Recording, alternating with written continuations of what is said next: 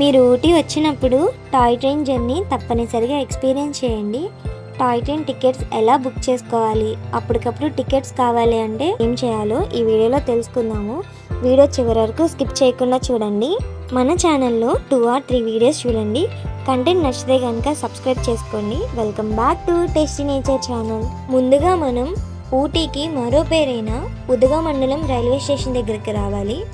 ఈ railway station Ooty bus stand పక్కనే ఉంటుంది. టాయ్ ట్రైన్ టికెట్స్ బుక్ చేసుకోవాలి అనుకుంటే ఐఆర్సిటీసీ యాప్ నందు బుక్ చేసుకోవాలి. బుకింగ్ అవైలబుల్గా లేకపోతే డైరెక్ట్ రైల్వే స్టేషన్ దగ్గరకు వచ్చి టికెట్స్ తీసుకోవచ్చు. రైల్వే స్టేషన్లో టికెట్స్ తీసుకోవాలి అనుకుంటే ఇక్కడ ట్రైన్ టైమింగ్స్ ఇచ్చాను చూడండి. మీరు ఏ టైంకి వెళ్ళాలి అనుకుంటున్నారో ఆ టైం కన్నా 2 hours ముందే స్టేషన్కి వెళ్ళి టికెట్స్ తీసుకోండి.